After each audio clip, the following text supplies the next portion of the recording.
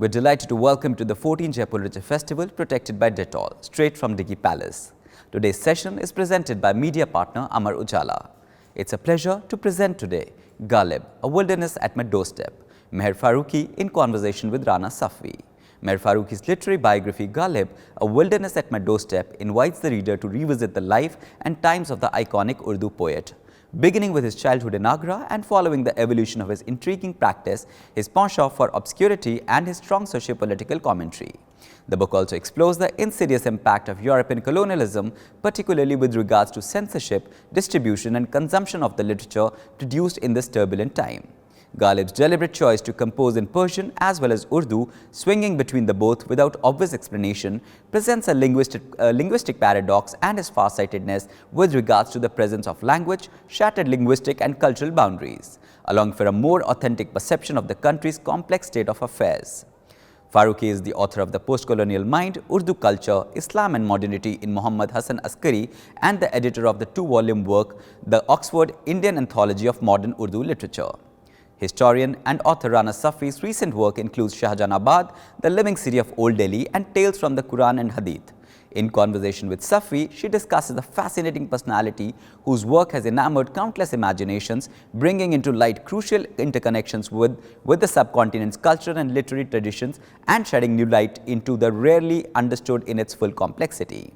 Mehr Farooqi is an author and literary critic. She is drawn to translation, literary modernism, intersections between religion and literature, history and art history, and writes a regular column for the Pakistani newspaper Dawn's Sunday magazine. Farooqi teaches at the University of Virginia. Rana Safvi has published 7 books so far on culture, history and monuments of India. These are tales from the Quran and Hadith, the Delhi trilogy, Where Stones Speak, the Forgotten series of Delhi and Shahjahanabad, the living city of Old Delhi. Please do remember to comment by typing it into the comment section on your screens. Ladies and gentlemen, presenting Ghalib, A Wilderness at My Doorsteps, Mehr Farooqi in conversation with Rana Safvi. Enjoy the session. Thank you so much, Suraj. And first of all, Mehr, I would like to congratulate you on such a brilliant book and so happy to see its success. I believe today it's #1 on the charts and it totally deserves to be. Thank you so much, Rana.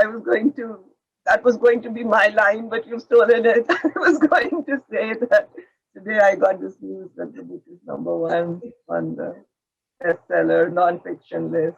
So it's a big thing for me. It's a wonderful book. And I'd like to start with my first question to you. First of all, don't take it for granted that everybody who's listening to us knows Ghalib well or knows all about Urdu poetry. And you have so meticulously documented and described the various divans of Ghalib, as well as his selection process. So first of all, can you explain for our readers who may not be aware of what exactly is a divan? And what went through Ghalib's mind as he selected various verses and why he rejected certain verses? And who were the readers he had in mind when he was making these selections? Okay, Rana, these are actually 6 questions rolled into one. So I'll try to unpack these questions and see how well I can answer them. So your first question actually is very important because what I've seen is that many people, many educated readers of Ghalib and other poets don't really know what a divan means. Most people think that it is just a collection of poems. But actually a divan is more than that. A divan is a collection of poetry that is organized alphabetically. So it is not organized by the date of the poet wrote it, but it's organized alphabetically according to the radif. So radif is another word that needs explanation. So I'll give you an example. For instance, let's say, हर एक बात पे कहते हो तुम कि तू क्या है, तुम ही कहो कि अंदाज़े गुफ्तगू क्या है. So hai here is repeated in every couplet, and so hai becomes the radif, and the letter ye becomes the radif. So in a divan, it will be listed under ye. Now in Urdu, we have 2 ye's, a choti ye and a badi ye. So if you pick up a divan, you'll find that the sections of ghazals under ye is usually very thick.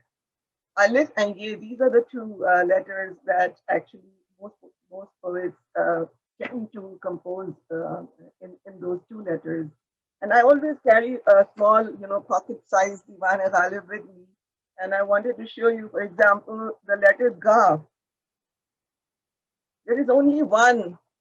There's only one composition under Ga and Kaf and Fe. So these are letters that are not very popular for Radifs.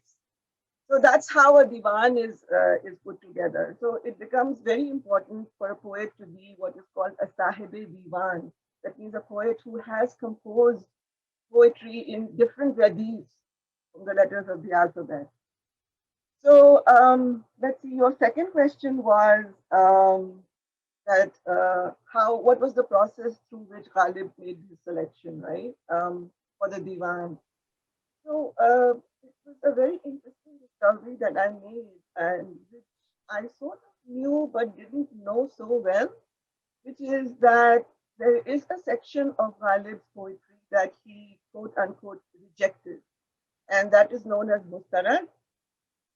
And my father was a very well-known scholar. It's unfortunate that I lost him recently on December 25th.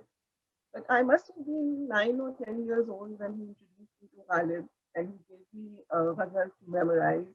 And he told me that this is from the Mustarad Diwan. And somehow the word Mustarad stuck in my memory somewhere. So I knew that there was a Mustarad section to Ghalib's Diwan, but you don't normally see it when you buy a Diwan of Ghalib. And so when I started my work on Ghalib, I found that Ghalib had, quote unquote, rejected more than half of his Urdu poetry. So the Mustarad is actually more than what we call the Mutadawil Diwan. And so I began to wonder why he did that. Why did he reject so many verses? And I found that it was probably because he had a penchant to compose in a very difficult language. And by difficult, I mean that he liked to use very unusual words and phrases. And mostly his language was in a very high Persianized register. Sometimes, if you look at the verse, you find that only the verb ending is in Urdu, like hai or kya, and everything else is in Farsi. And I can give you an example of a verse that eventually he discarded or rejected, and which was actually what drew me to Ghalib, and I will quote. "Garmiye nishat tasawwur se nagma sanj." You won't be able to understand much if you don't know Farsi. "Garmiye nishat tasawwur se nagma sanj. मैं अंदलीब गुलशन ना आफरीदा हूँ." I sing from the warmth of the creativity of my imagination. I am the bulbul of the garden that has yet to be created. So, other than whom and मैं, everything else is in Persian. So, Ghalib, of course, didn't include this verse in his Mutadawil Diwan. So, this way, he cut his Diwan into half, and it became a very slender volume. But this wasn't the only reason I was, when I started doing my research, I found that it wasn't the only reason why he cut his divan so drastically. The other reason could have been that since technology was expensive and this was his first publication, and maybe it took him, a while to find a publisher. And so the cost, Ghalib was not a very rich man. He belonged to a very wealthy family, but unfortunately had wealthy relatives, but he himself was not very wealthy because his lifestyle was very extravagant. So I think I have answered some of your questions. You had so many of them. Thank you. Yeah.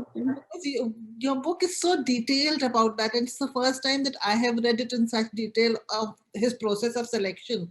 Because earlier I had read about that he has discarded this. And in fact, your Twitter feed has been full of, in the past, of the verses that he has discarded and why. That was a very good, what should I say, trailer for your book also. Yes, I was trying to give it a wider circulation, Rana, because I found that it's not that the Mustarad Kalam was not published. after it was discovered in actually as late as 1918 in Bhopal, there was in the library of the Nawab, a volume of Ghalib was found, a manuscript, and that had so many more verses than people had gotten used to seeing in the Quran. That's the story. And so it got published, but really nobody took any interest in it, apart from saying that we have no business to publish verses that he himself discarded. So all of this is so interesting. And my research just went on and on. It seemed like it was unending. And I felt that I had to, somehow finish one book and then maybe write another book because there was so much material that Anyway, you've done that so brilliantly. And Ghalib's journey to Calcutta, that is something that's talked about very often. Many scholars have talked about it. There are many articles on his journey and the description of the house he stayed in, etc., etc. But something very interesting in your book is that you connect Ghalib's journey to his introduction to print. So can you, how quickly did Ghalib understand the importance of print in turning around his fortunes? And what role did print play in Ghalib's popularity? Yeah, this is a very important question, and I would like to really talk to my listeners about this. So, when Ghalib went to Calcutta, he actually went for his pension case. But when he reached Calcutta after a very long and very interesting journey, by the way, because he traveled on various ways, he even traveled on the river Ganga, and he traveled in a caravan and all that. So, when he reached Calcutta, he found that Calcutta was a completely ambiance from Delhi. One of the things he noticed was that there were bookshops in Calcutta. And he had a friend, Maulvi Sirajuddin, who owned a newspaper called Aina Sikandar.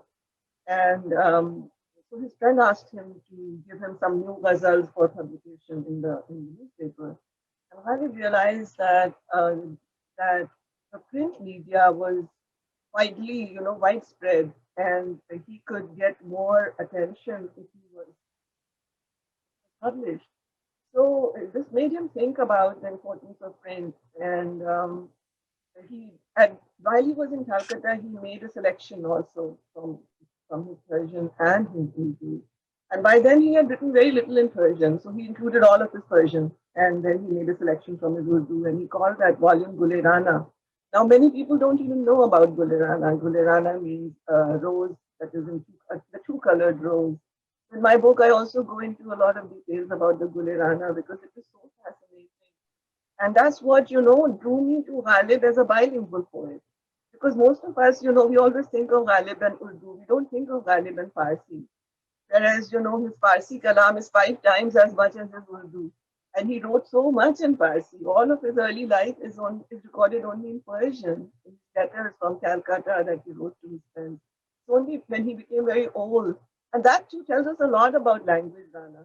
When he became old, he said, "Ab mujhse Farsi nahi hoti hai." Halaki pehle he always used to say that I'm a native speaker of Persian. So in the end, he has to admit that he's a native speaker of Urdu, not Farsi. He's bilingual.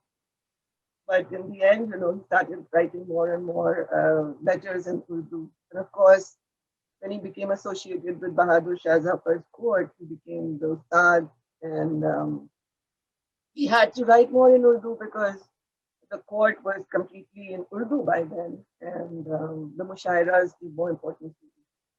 So it's a very fascinating journey, going to Calcutta and finding that there was more Farsi there also, because there were people from Central Asia in Calcutta. Calcutta was a big city, it was a cosmopolitan place.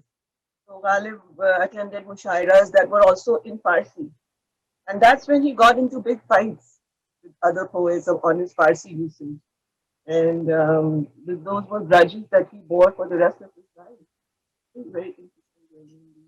And you describe also, as you said rightly, Gule Rana is something I read first in your book only. I had no idea that he had a book called Gule Rana. And you describe his fascination with and his interest and investment in Persian to the extent that he invents a fictitious teacher also.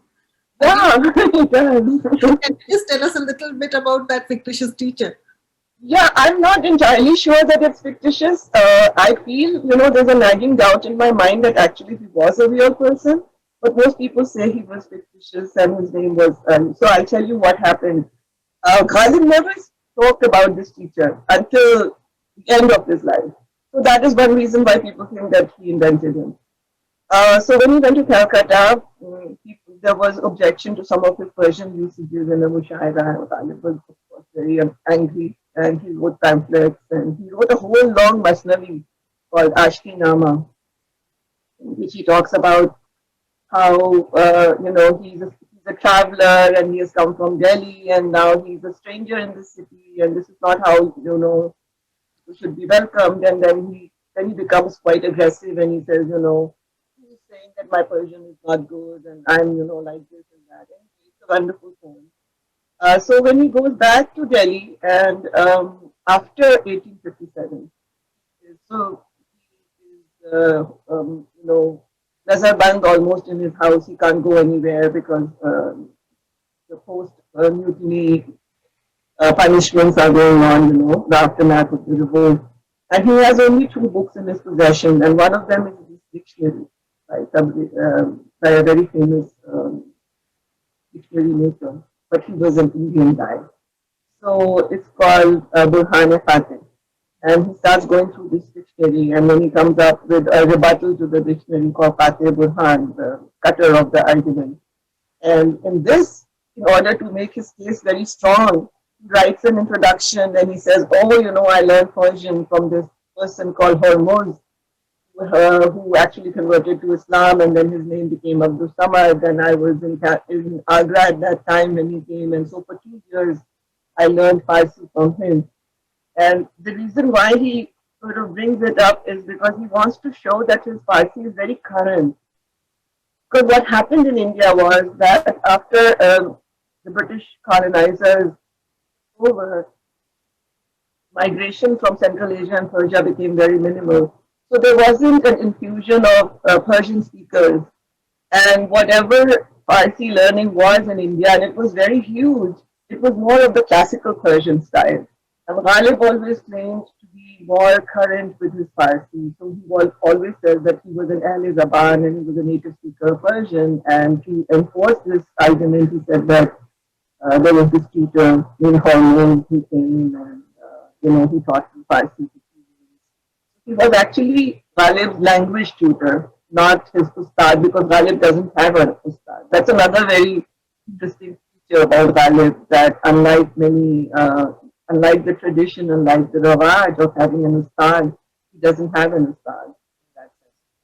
And is that why he turns to Bedil Dehlvi for inspiration? Because he's even dedicated one of his divans to Bedil. Yeah. And he keeps talking about Tarze Bedil. And yes, Tarze Bedil. About that. Tarze Bedil mein rekhta kehna. Asadullah Khan Qayamat. A little bit about Sabake Hind, and what were the qualities that drew Ghalib to Bedil? Because he has acknowledged Mir as the master, Ustad of Rekhta, yet he turns to Bedil for inspiration and for dedicating his book. Yeah, so what happens is that when Ghalib is a young poet, he is very eager to do things that are new and different. And if he had just followed in the style of Mir, which was the colloquial style, it would have been difficult for him to make his identity or individuality as a poet. So even at that tender age of, he was only 16 when he finished his first divan, and 19, I think. So he started looking up to this Taza Goi, which was the fresh style, which was the style of the Indian Persian style of writing poetry in Farsi. And Bedil is one of the greatest masters of that style. So even though Ghalib was not a Sufi and Bedil was a Sufi, Ghalib does take on certain, I would call, metaphysical subjects in his poetry. So, for instance, he always puts a big question mark on what is creation, what is the relationship between man and God. And there is a very famous verse of his, "Kaha tamanna tha," रफ़दम यारब हमने दश्त इनका को एक नक्श पा पाया. So the whole realm of imagination is really a footstep. I mean, can you imagine? This is mind-boggling. And न था कुछ तो खुदा था, कुछ न होता तो खुदा होता. गोया मुझको होने में, न होता मैं तो क्या होता. This is the ultimate, metaphysical sort of. What would I have been if I had not been, right? If I had not been created, I would have maybe been the creator. So Ghalib goes into those kinds of existential questions, and that is why Ghalib is so relevant to us at all times. Because even right now, everybody's talking about the angst of the existential questions and the angst. So reading Ghalib at this time is just the right thing to do. न था कुछ तो खुदा था, कुछ न होता तो खुदा होता. गोया मुझको होने में, होता मैं तो क्या होता. Mehr, you just quoted a few verses and translated them, and your translations in the book are outstanding. And there is one phrase which stands out for me. Language in its authentic reality is born and lives in perpetual combat and compromise between the desire to speak and the necessity of silence. The challenge to translate Ghalib lies in transcending the silences of the receiving language, in this case English. Can you explain the challenges of translating Ghalib? Wow, this is another very huge question, Rana. You have come up with really good questions, I must say that. So, yeah, I mean, one of the most difficult things that I faced was this translation business. If it was just writing the book in English, I might have finished it at least maybe 2 years before I was able to finish it. And translating was very excruciating. So I think translating poetry, and in particular ghazal poetry, is very difficult. The reason being that the ghazal is loaded with all these rhymes and rhythms. And there is meter, there is refrain, there is kafiya, radif, and all of those things. And encapsulated in all of this is nuances. So obviously, when you translate them into English, I mean, I don't think trying to do it in rhyme is a good idea. It becomes very childish. So you have to get rid of the rhyme. First thing you get rid of. Then the second hurdle is metaphor. So, metaphor makes the ghazal a very, makes the language abstract. And to get the metaphor right in English is really, I would say it's impossible. I mean, sometimes you succeed and you have an aha moment and you think, oh my God, I've done a good job here. But most of the cases, I would feel it's like an apology to Ghalib. Please forgive me, Ghalib. I'm trying my best. So, in my normal practice, what I do is I translate one verse and give 3 alternative translations, sometimes 2, sometimes 3, and I say, okay, this can be like this also, it can be like this. And I also give a commentary and try to explain what can't be explained in that English. So there's one more thing about the ghazal verse. It's only in 2 lines, right? And the thought is complete in 2 lines. Everything that you have to say has to be said in those 2 lines. And there's also the kafiya and the radif to maintain.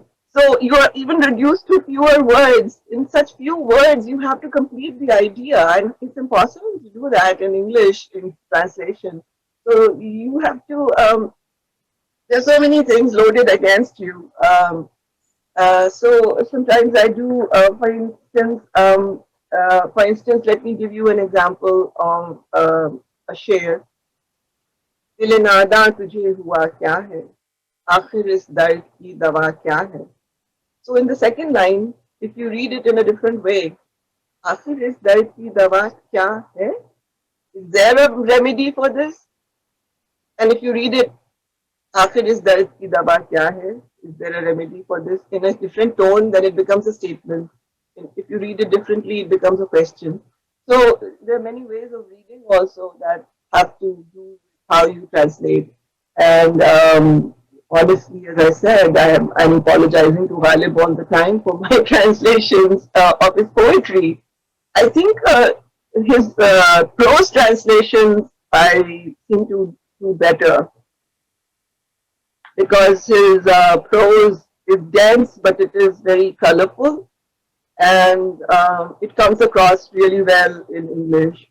So I'm really proud of my prose translations, and I'm sure Ghalib is patting me on the back and saying, "Thank you, Mehr, for putting me in English," because those passages have never been translated before. They are so difficult, and really, very few people have translated them.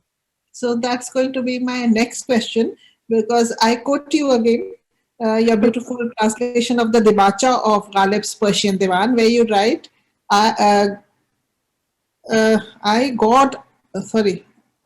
after me, create someone like me who will go through the entirety of speech so that it will be understood how high and palatial the wall of my sukhan is, and the thread of the lasso of my imagination is tied to the high points of that palace. So, wonderful translation. And what does this tell us about Ghalib's awareness of his own talent and his self-presentation? Yeah, I mean, to the modern ears, it sounds like a lot of boasting that he is showing off and he's talking about his imagination and he's saying that, God, I'm this wonderful, wonderful creature, and after me, create someone who can be like me.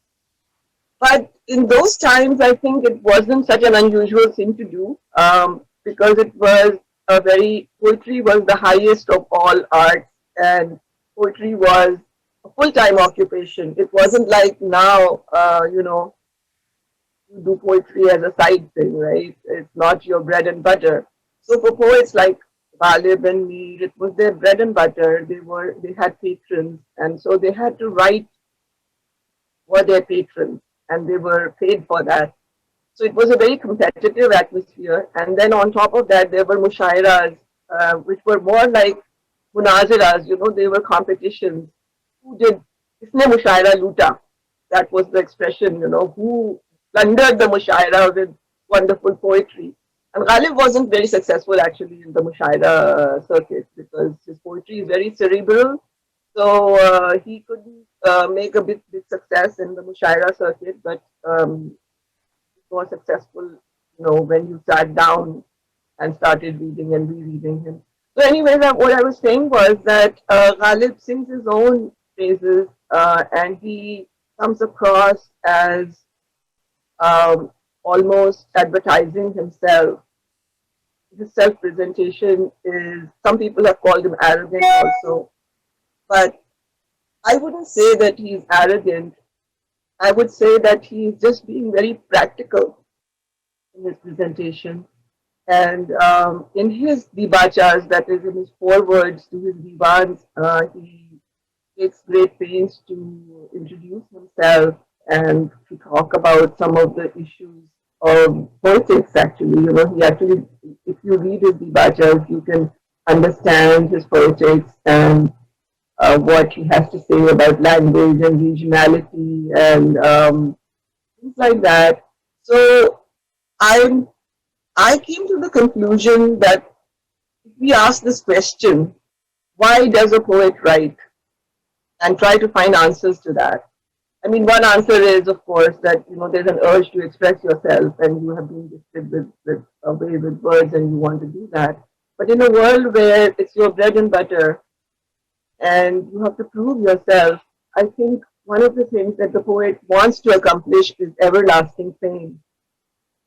And to accomplish everlasting fame, self-presentation is very important. So I feel that is something which you can pick up any poet, from Khusro to Iqbal or anyone. I think self-presentation is important. And it's like a who's who type of thing. And so Ghalib is presenting himself through his dibachas.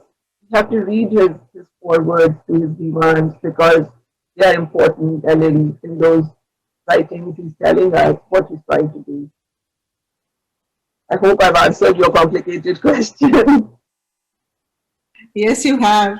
And Ghalib also lived through very tumultuous times, and he saw many things in his life, including the advent of the British in Delhi and the passing of the power into their hands, as well as 1857. And in your book, you have also described some of that. So, how did Ghalib respond to the changes brought into India by British colonialism in the ways literature was produced, circulated, and consumed? Wow, that's another big question. Rana, you excel in asking these huge questions. Ghalib was, the smart guy, and he was born at a time when the British power had already started to infiltrate northern India. So it wasn't like, the British were new to him. He was born in a family where his father worked for the Raja of Alwar and his uncle worked for Lord Lake. His nana was a commander. So he took to modernity or whatever changes were being brought by the Western way of thinking about literature from an early period of his life. And he was friends with William Fraser. He felt that adapting to, that is the reason why he had a falling out with Sir Syed Ahmed, because Sir Syed Ahmed Khan had asked him to write a foreword to his book. And it was his translation of Aine Akbari, and Ghalib said to him, why are you reading Aine Akbari? Now you should talk about steam engines and you should talk about the modern inventions. And so Syed was very offended by him and of course didn't publish his Taqreers. Later on it's there. So we see that he was very practical and that is why he approached print with a very practical utilitarian actually view. And he published everything that he could possibly publish. And once he became very well known, publishers would throng to him. So if you see his publication history, you find that he's been, in the beginning, until he found Nawal Kishore or Nawal Kishore found him, his Urdu Diwan has been published from different places. It's been published from Agra, it's been published from Kanpur, it's been published from Delhi. So these were all different centers of printing in India. So this just tells us a lot about his approach to tracing different ways of circulating it. He was very, very smart. He wasn't just a good poet, but he was also very smart. And one last thing, maybe if I could say, are his Urdu letters, because Urdu prose was lagging way behind Urdu poetry.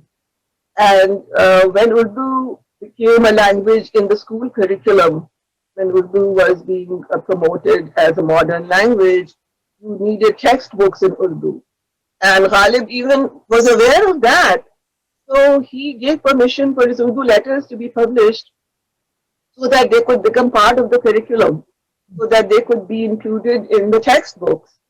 And really, he's a prose stylist in Urdu. One of our earliest prose stylists, and remarkable because in Persian, the style of letter writing is very formal, whereas Ghalib adopted a very casual writing in Urdu. And many of the things that he did, Pyare Bhai, he would begin like that and he would end with something very rhyming like Jawab Ka Talib Ghalib, things like that. So he was really an innovator of many, many things. No wonder, his genius continues to fascinate us. No wonder we want to have a slice of him at any time in our lives. Really, Ghalib is our Shakespeare. And lastly, I would like to talk about your father. When I was translating my books, he was such a great help to me. And a lot of my understanding of Urdu has come from him. And I can understand your sorrow when you keep saying that he is not here to see your book. So I just wish that he had seen your book, and that loss is something that is so great for not only for you but all of us, because he had a great, what should I say, जिस कहते हैं ना कि उनका साया हम पर भी था, and some that loss is never going to be fulfilled. So, what was his contribution to your book? Not to your book, in fact, to you've talked about how he taught you to love Ghalib. Yes, yes. So that would be the last. I think we can close on that note. Yes. I am indeed indebted to him for everything that I know and I learned, because he was not only an unusual, he was a father who took me to bookstores, not to toy shops. And I was very young, I would hold his hand and we would go into the bookstore and he would be browsing and he taught me how to browse. So everything that I know about reading, about Ghalib, about anyone, Shakespeare, you name it, is coming from him. And I'm very, very, I don't have words to say how. I'm sure he's watching. I'm sure he knows. He saw the cover of the book and he said it's very beautiful. He read 1 or 2 chapters, and I didn't want him to read all the chapters because I didn't want to. I didn't want my book. So, but to answer your question, he was the one who started writing a column called Mehr Ghalib, a commentary on Ghalib, which was not on Ghalib's difficult verses, but it was on Ghalib's popular verses. And he showed in his taqeem how the previous commentators had missed a point. Some of the nuances had been missed. And so that is something that I have tried to do in my book as well, because Ghalib bibliography runs into 400 pages. So many people have written on Ghalib. And I'm trying to show what has been missed, how print impacted Ghalib's, trajectory, how Persian impacted Ghalib's trajectory, how his Mustarak Kalam has to be taken into account when we read Ghalib. We can't just think about Ghalib as an Urdu poet alone. We have to think of him also as a prose stylist of Persian, as a prose stylist of Urdu. So there are many more things that have not been pieced together. And that's something that I've tried to do in my book. And that is something that I learned from my father, to go beyond what is already there. Many of the things that he did was, people had written about those things, but he, for example, Meer, his monumental work on Meer, Sher-e-Shor-Anges, shows us that even though Meer is not, quote unquote, a difficult poet like Ghalib, like you don't have to sit down with a dictionary and look up difficult words, but actually he has said so much more in the Sahl-e-Mumtana style, the style in which you can just keep on feeling meaning, get it right. And that's what Sher-e-Shor-Anges is all about. So I feel very, very fortunate, daughter, trained by him from childhood. And I'm really grateful to you also for asking me about him. As you said, he must be smiling, and he must be looking at you and smiling and seeing your book. And I'm sure your mother also, both your parents must be very proud of your achievement and what you have done. And I'd like to congratulate you on this wonderful book. And I look forward to more books from you. Thank you so much, Rana. It was a pleasure to talk to you. Your questions were so good. Thank you. Thank you, Mehr Farooqi and Rana Safvi, for this riveting insight into the life of Ghalib. Thank you so much for being part of Jaipur Literature Festival 2021. We thank our media partner, Amar Ujala. We thank our celebration partner, Diageo. And thank you all for watching and being such a great audience. Please stay logged on to continue to watch with us the series of exciting sessions featuring a stellar list of speakers that have been specially curated for you. As you're aware, the cultural sector has been critically impacted by the pandemic, and while we have braced ourselves to embrace the new normal, we have struggled to ensure that we can continue to bring you a free flow of knowledge and ideas. We would love for you to support us at Teamwork Arts. Any contribution is welcome and would help spread knowledge and ideas seamlessly against all odds. You can also tweet using hashtag Jaipur Literature Festival 2021 @Jaipur Lit Fest. Remember, the festival is protected by Dettol. Hope to see you in the next session. Thank you.